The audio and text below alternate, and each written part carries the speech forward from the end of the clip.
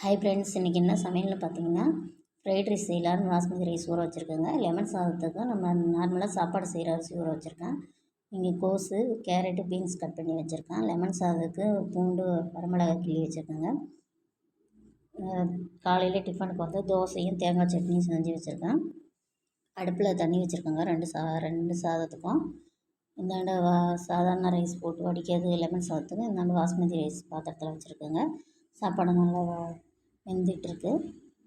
சாப்பாடு வந்து லெமன் ரைஸும் ஃப்ரைட் ரைஸும் கிளற வேண்டியதான். லெமன் சாதத்துக்கு வந்து சாப்பாடு ஆற வச்சிட்ருக்கேங்க. காலை டிஃபனுக்கு வந்து தோசை ஊற்றிட்டுருக்கேன். தோசை ஊற்றி முடிச்சது இப்போ இந்தாண்ட ஃப்ரைட் ரைஸும் கிளறி வச்சாச்சுங்க. லெமன் சாதமும் கிண்டி வச்சு காலை டிஃபனுக்கு தோசையும் ஊற்றாச்சு. அவ்வளோதாங்க ஃப்ரெண்ட்ஸ், வேலை முடிஞ்சிருச்சு. இதுமாதிரி பாக்ஸில் போட்டு பசங்களுக்கு கொடுத்து அனுப்ப வேண்டியதாங்க ஃப்ரெண்ட்ஸ். இந்த வீடியோ பிடிச்சிருந்தாலும் லைக் பண்ணுங்கள், ஷேர் பண்ணுங்கள்.